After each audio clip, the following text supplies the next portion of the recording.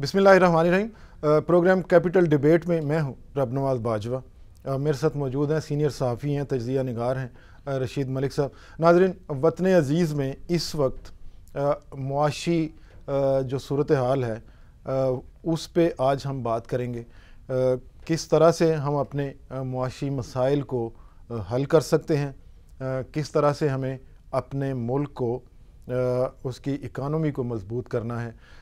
رشید ملک صاحب، ہمارے معاشی ایشوز اس وقت کیا ہیں؟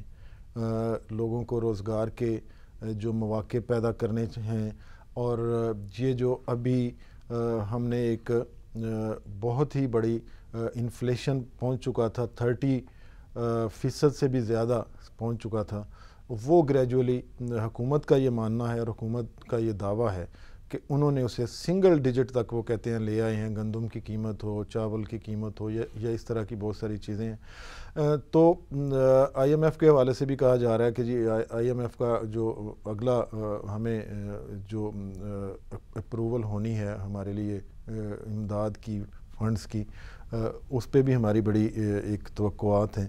تو آپ ملک کے معاشی حالات کے بارے میں کیا کہتے ہیں اور کس طرح ان کو بہتری کی طرف لے جایا جا سکتا ہے؟ بہت شکریہ رب نواز باجوہ صاحب۔ جب ہم بات کریں گے ملکی استحکام کے حوالے سے تو معاشی استحکام کی، معیشت کے استحکام کی بات کریں گے تو ہمیں اس کے کمپوننٹس کو دیکھنا پڑے گا۔ بڑی اعلیٰ بات۔ یہ کوئی سنگل آؤٹ نہیں ہم کر سکتے، کسی ایک پوائنٹ کے اوپر چیز پہ نہیں رکھ سکتے اس کو۔ ملکی استحکام کے لیے تعلیم کا بہتر ہونا ضروری ہے، جی ہاں، معاشرے کا تعلیم یافتہ ہونا ضروری ہے، ہنرمند ہونا لوگوں ضروری کا۔ اچھا، ایک اور بات باجوہ صاحب یہ کہ ہم اپنے بچوں کو ڈے ون سے یہ سکھاتے ہیں، اور یہ پڑھے گا لکھے گا جی، اس کو تعلیم حاصل کرنے کے بعد جاب کرنی ہے، نوکری کرنی ہے۔ پورا ملک نوکری تو نہیں کر سکتا، ظاہر ہے سرکاری نوکری تو نہیں مل سکتی۔ استحکام کے لیے صرف نوکری ضروری نہیں ہے سر، اچھا، ایک نوجوان کا ہنرمند ہونا ضروری ہے، عصری تقاضوں کو مد نظر رکھنا ضروری ہے۔ آج یہ ٹیکنالوجی کا دور ہے، انٹرنیٹ میں سمجھتا ہوں کہ پہیے کے بعد، ویل کے بعد انٹرنیٹ ایک ایسی بڑی ایجاد سامنے آئی ہے جس نے دنیا کو بدل کے رکھ دیا ہے۔ بہت اعلیٰ بات، بہت ہی۔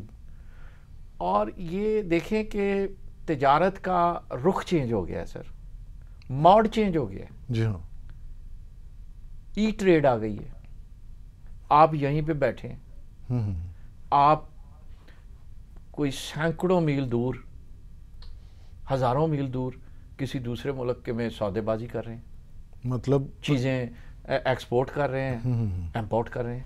وہ پہلے دور جب ہوتا تھا کہ ہمیں ٹریڈ کرنے کے لیے اپنی اونٹوں کے قافلے میں نہ صرف سامان بلکہ ہمیں کیش بھی وہاں رکھتے تھے، اور ہمیں سفر بھی کرنا پڑتا تھا۔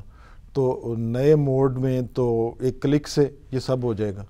جی، میں اسی طرف آنا چاہ رہا تھا باجوہ صاحب کہ دیکھیں ملکی استحکام، جی ہاں، اس کے لیے تمام کمپوننٹس کے ساتھ آگے بڑھنے کی ضرورت ہے۔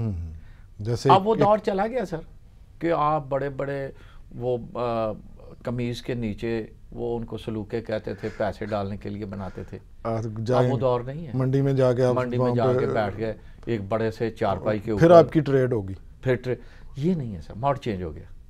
آپ کے پاس سمارٹ کارڈ آ گیا، آپ کے پاس کریڈٹ ڈیبٹ کارڈ آ گیا، آپ کے پاس آن لائن پیمنٹ کا آپشن آ گیا، آپ کے پاس ایزی پیسہ ٹرانزیکشن کا موڈ آ گیا۔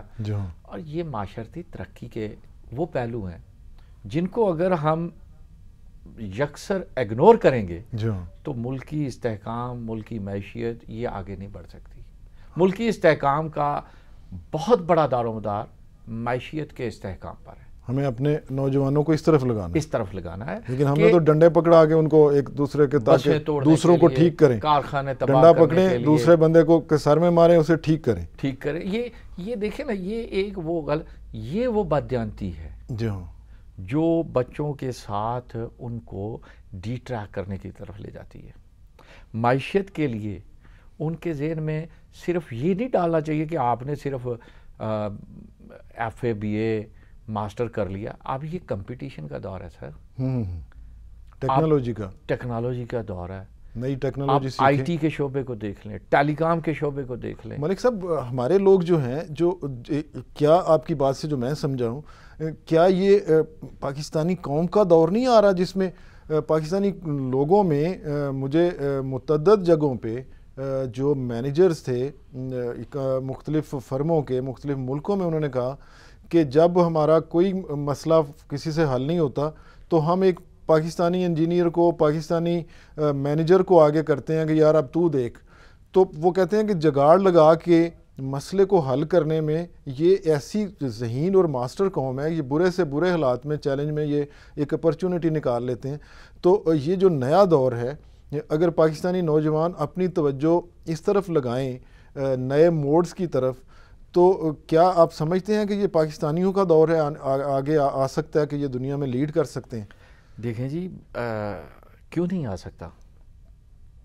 آپ پاکستان کے دیکھیں, بڑے بڑے نام ہیں جنہوں نے دنیا میں اپنا لوہا منوایا ہے. جی ہاں. ایک انٹرنیٹ کمپنی ہے, سافٹ ویئر بنانے کی کمپنی ہے سول کے نام سے. جی ہاں. اس کا سافٹ ویئر پوری دنیا میں وہ پہلی 10 کمپنیوں میں آیا. اچھا جی. اتنی اس کی نامساد حالات میں پاکستانی نے دنیا کے 10 بڑی کمپنیوں میں اپنی سافٹ ویئر بیچ دیا. اور پھر ہمارا دیکھیں دنیا کا سب سے بڑا جو نوبل پرائز ہے, جی ہاں, وہ بھی پاکستان کے حصے میں آیا. ہمارے لوگ اس میں مانے گئے. جی ہاں. تو بات کرنے کی سر یہ ہے کہ یہ شخصیات جو ہیں یہ پاکستان کی پہچان بنی ہے, اور یہ ایسے نہیں بن گئی کہ چلتے پھرتے ہاتھ اٹھایا اور ہوا میں ویو کر دیا. کام کیا ہے سر. جی ہاں. ہنرمند ہونا پڑے گا, محنت کرنی پڑے گی, آپ کو پریکٹیکل ہونا پڑے گا, پریارٹیز کو اپنی کو سیٹ کرنا پڑے گا, تعلیم کے معیار کو بہتر کرنا پڑے گا, اکانومی کو اپنی ترجیح سمجھنا پڑے گا, اور ہمیں مجبور کر دینا پڑے گا اپنی لیڈرشپ کو کہ دنیا اس پیس پہ چل رہی ہے, آپ یہ پیس ہمیں فراہم کریں. اور یوتھ چاہے تو یہ ہو سکتا ہے, ہوگا, اور آپ یہ ہوتا دیکھ رہے ہیں. انشاءاللہ دیکھ رہے ہیں جی. ہمارے بہت سارے نوجوان ایسے ہیں جنہوں نے بیرون ملک, یورپ میں بھی ایون وہ اپنا آپ منوایا ہے, اور وہ بڑی اچھی پوسٹوں کے اوپر ہے. رشید ملک صاحب بہت شکریہ. اس ناظرین اسی خوبصورت جملے کے ساتھ کہ پاکستانی جو ہیں وہ دنیا بھر میں اپنا لوہا منوا رہے ہیں, اور ہماری یوتھ جو ہے وہ ایک نئے موڈز کی طرف, نئی ٹیکنالوجی کی طرف اپنی توجہ دے کے تو ملک میں ایک معاشی استحکام بھی لائے گی اور پاکستان کا دنیا میں نام بھی روشن کرے گی. اسی کے ساتھ ہی پروگرام کا وقت ختم ہوا. اجازت دیجیے. اللہ حافظ.